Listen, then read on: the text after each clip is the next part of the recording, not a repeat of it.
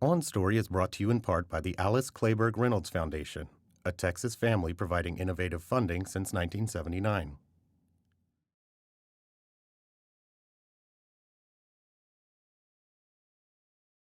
Funding also provided by John Paul and Eloise DeJoria.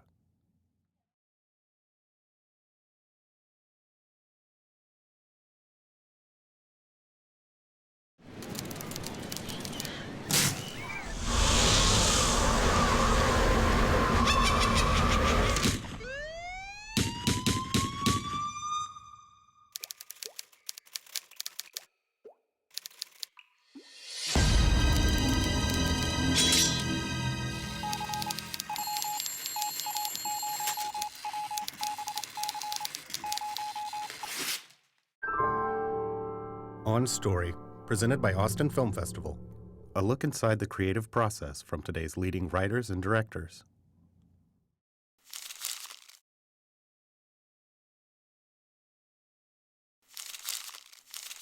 I find it a minor miracle every time something quality hits the air. There are 100, 200 decisions along in that path from script to finished pilot that if you mess up one of those, it can destroy your show.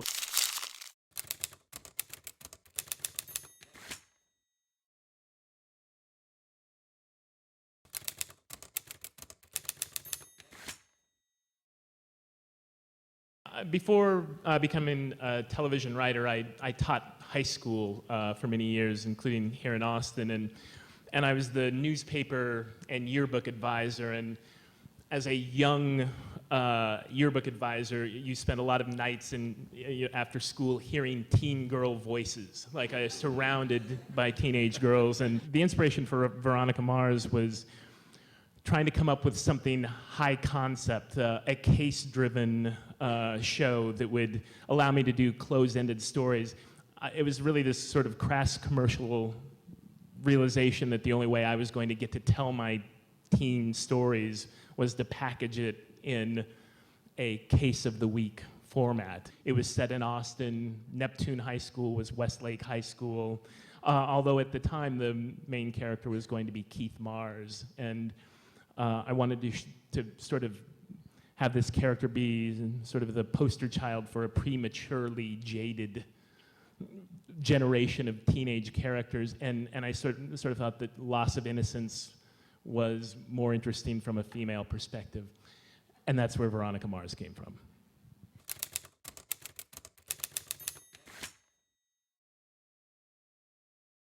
And they asked me to meet with Barry Josephson, the producer, who had a pod deal at 20th at that time, because he had a forensics project. I said, no, I don't want to do a forensics project. But I Googled Barry, and I thought, oh, I want to meet him. That's an interesting fella. So I went in to meet with Barry, and what he did was show me a documentary about Kathy Reichs, who is a forensic anthropologist who writes novels, starring Temperance Brennan. And as I was watching this documentary on Kathy's life, I thought, there's an awesome engine to a series there. But I didn't want to do CSI. The network and the studio wanted CSI. And Barry was very supportive of doing something more. Eventually we got to, we called it a crimedy, a romantic crimedy. But it was a tough go. At every stage, it was a lot of network and studio notes pushing for a more procedural type of show, a flatter procedural show. And that was when, I just would have to say, I'm not going to do that. I understand if you have to make a change. So I barely clung to my job, I think, in that first year. Hart and I were talking earlier today about this movie, The TV Set, starring David Duchovny. And yes. And it's a movie that I think if most viewers would watch it, would think that it is satire. But Hart and I both independently watched it and said, no, it's a documentary. It is. I mean, there is no challenge in that. I mean, in that particular movie, David Duchovny is a showrunner. He's created a comedy, and the instigating incident is his brother, the character's brother's suicide. And so they're halfway through making the pilot, and the network president is saying, can we lose the suicide? It's really a downer. And he's, well, yeah, but it motivates everything in the series. And that was terrible, I know. Zach does that sometimes in the early takes, but then he... Yes, we were just talking, and Lenny had a thought that we wanted to raise with you. Okay. What if the brother didn't kill himself? Now, just hear me out on this. There's always been a concern about this aspect of it, and I always assumed you'd figure this out in the execution, but watching it just now, I don't know. It's really depressing, and I had a thought. What if the brother was still in prison instead of committing suicide? Yeah, the guy who plays the brother in the flashbacks is so good. I hate to kill him off in the pilot. Yes, and I've always planned on using him in future episodes in flashbacks, just like we're doing in the pilot. I know, but just what if, you know? with the Veronica Mars pilot, we had shot the pilot. We were in the editing room, and they asked me to lose Veronica's rape. I mean, that is the thing that motivates everything she's going to do for the next 5 years of the show. And it's like, if you, how did we shoot this with a rape scene in it and then pull this out? How do you think that will work? I don't know who handed me the drink. I wish I did. It turns out it was your basic rum, Coke, and roofie.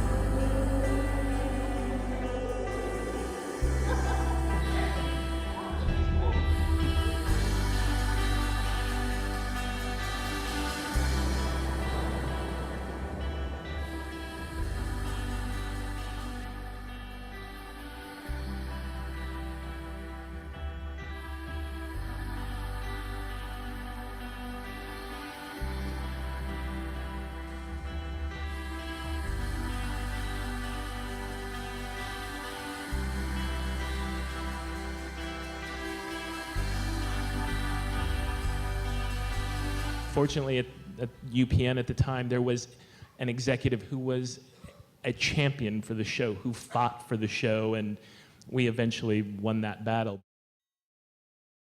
What did go well, and is the secret to everything, is casting. I think maybe the one thing that where you throw yourself off a cliff is in casting. If they make you take someone you don't want, you're dead. Everyone's dead. Well, casting didn't go easily, but it went very, very well. We looked for leading men for, I think, 2 months.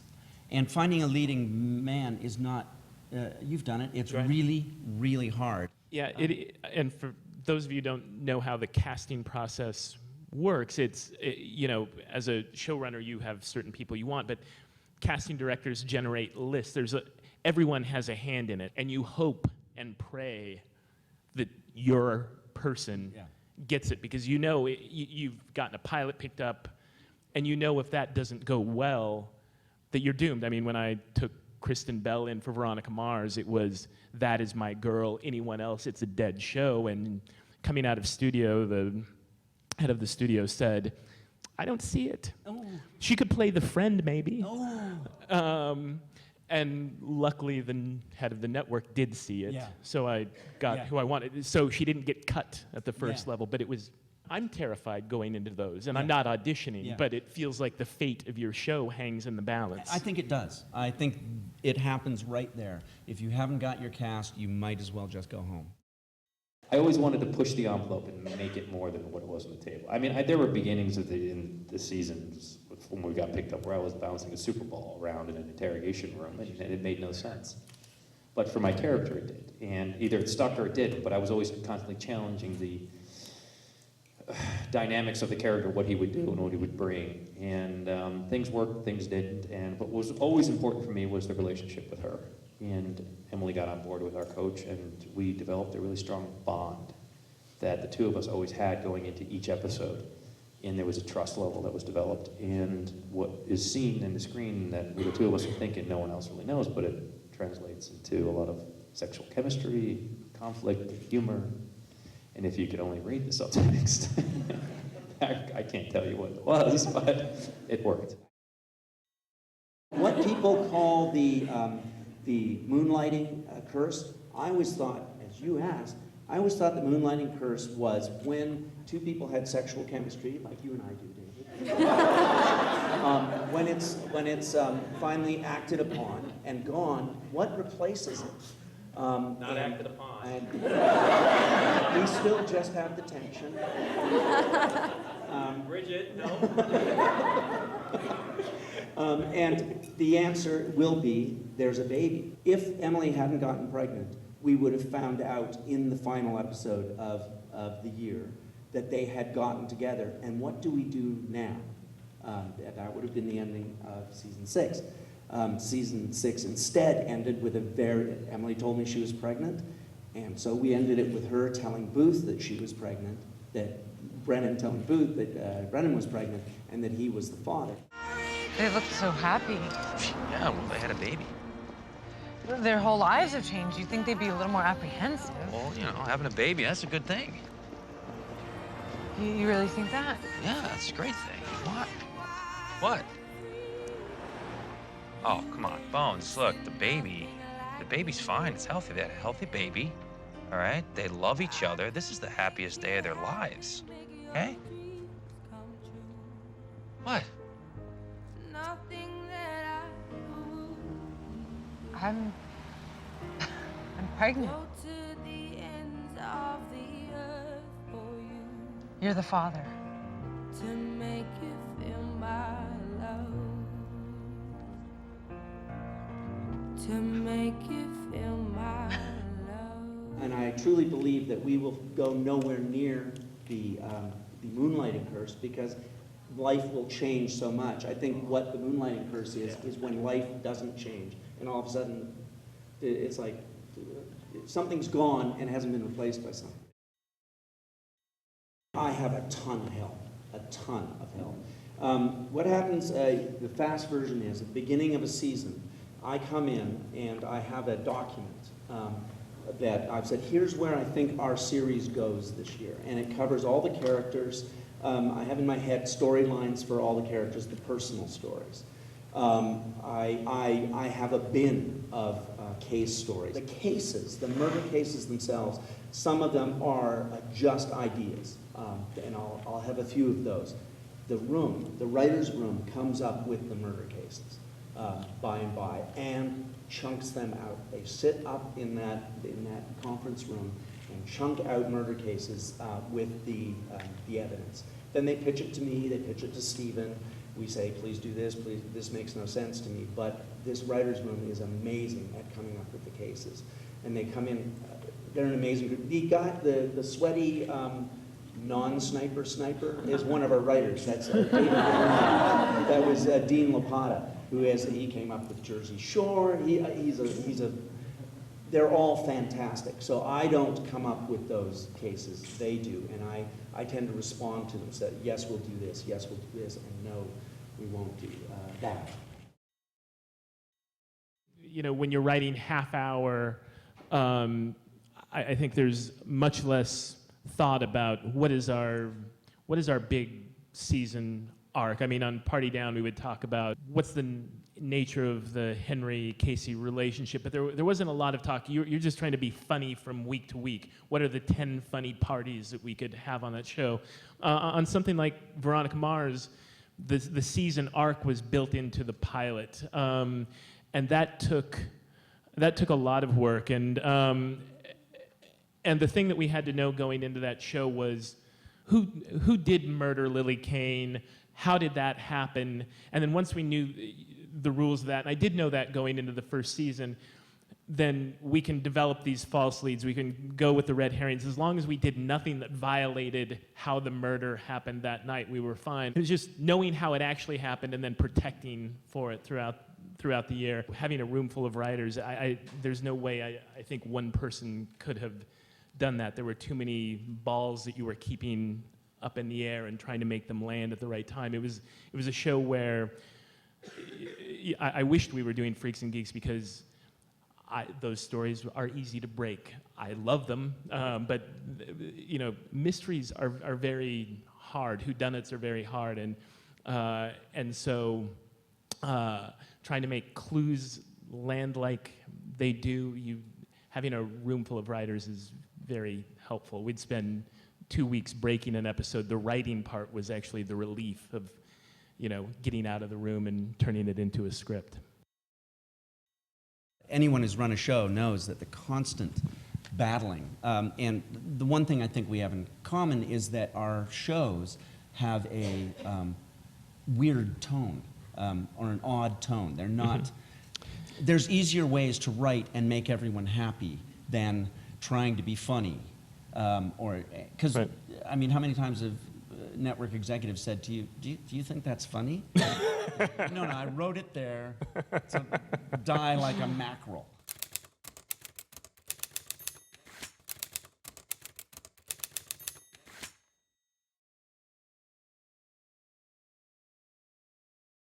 Hello, I'm Chris Blaine, and this is my brother Ben. And we've made a film called 0507. The hardest thing about making 0507 was probably just kind of like all the lengths that we went to kind of keep it contained in the one shot. Yeah, which is especially hard when you start filming and you haven't thought of the ending yet. Yeah. So Carrie had to just sort of come up with the basic sort of premise of the kind of like the phone and the guy forgetting it, and we tried that sort of 2 or 3 times, and we realised it just kind of petered out, and so we sort of kept going until we found something that made us laugh to end on, really. There is obviously an underlying message with the film, which is to try and remember. What was it you have to remember? So yeah, and then we kind of, you know, showed it to some people and put it online, and everyone seemed to really, really like it, which was really nice and quite touching. And yeah, a delight. It's really nice when something you do so casually and just for fun and for the love of it kind of reaches out and touches so many people. Well, coming up is our film 0507. Thanks for watching.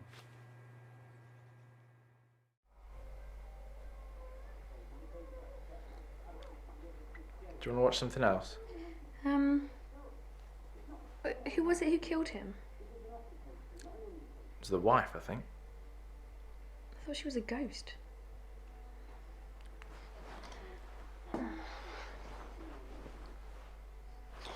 Did you remember to email the venue about the reception? Yes. Because you know it's the only Saturday that we can get the church as well.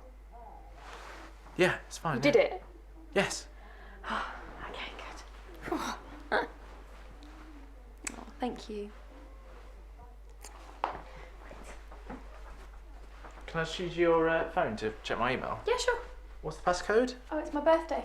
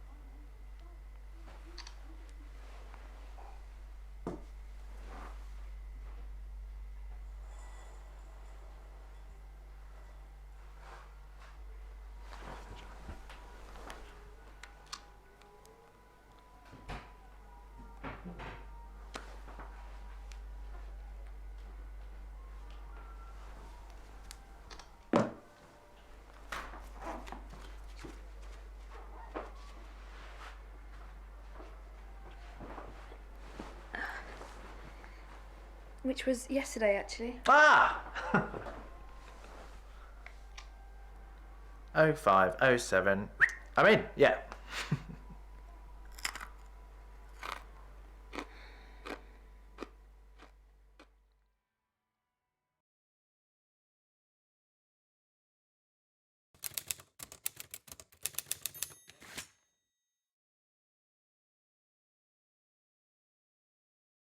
My name is Lauren Elmer, and I'm the writer and director of Smile. The idea for the film was inspired by my own experience wearing braces in middle school. I didn't have a crush on my orthodontist, but the character was definitely based on him.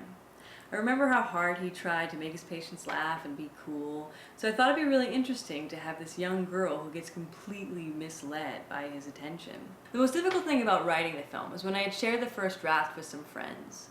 The initial feedback that I got is that they felt like Sally, the lead character, wasn't reacting visibly enough. And I thought that I really needed to stick to my instincts, that even though her transformation was more internal or subtle, that it would still be enough of a payoff.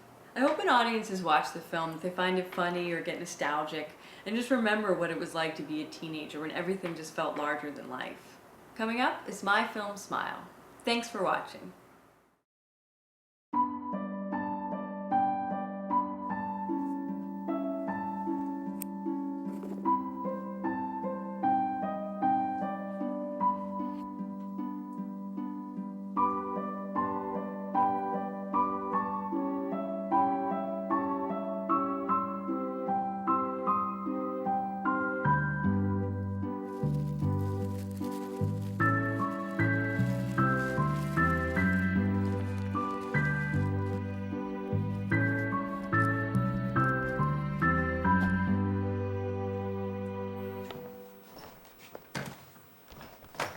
Get off!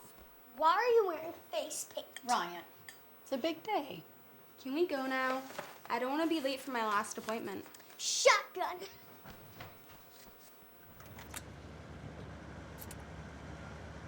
What is that smell? Oh, you're gonna make me puke. Okay, enough.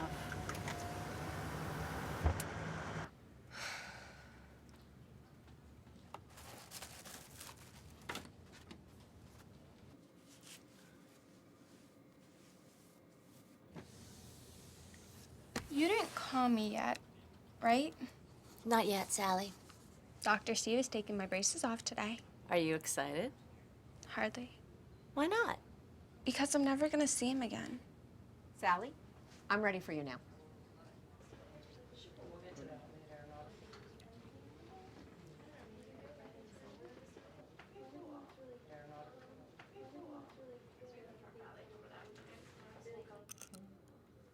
Will Dr. Steve need to check what you're doing? Let's do the other side, please.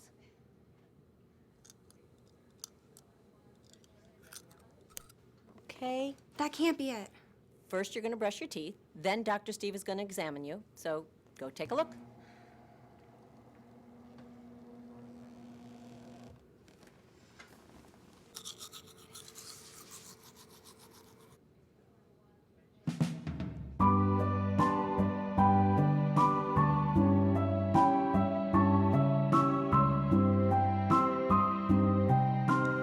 Salamander! Hi, Dr. Steve.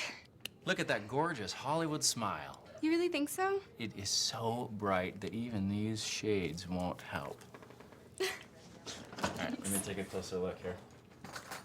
Ready?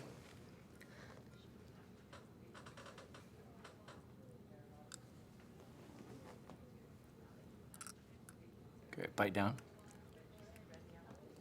Pretty. So how long has it been? We've been seeing each other every month for 31 months. That's almost 3 years. Time flies, huh? So what are you gonna eat first? I haven't even thought about it, really. Candy apples and corn on the cob are so overrated. Don't you think? Lisa is gonna get your final molds, and you are gonna be good to go. It's been a real pleasure. I really just want to say thank you. Of course, duh. I'm really going to miss coming Right, here. you got to promise to get your picture taken for our Wall of Fame. Good luck in 7th grade. I'm going into 9th, remember? All right. Hold on tight. You left this. It was for Dr. Steve. That was before. Let's take your after.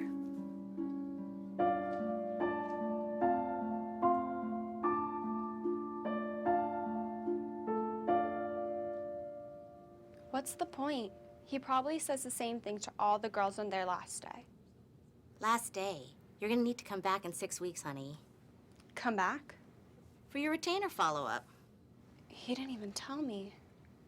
Are you gonna let me take this picture or not?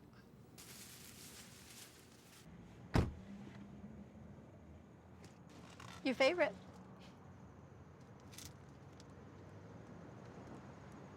What are you looking at? Your perfect teeth.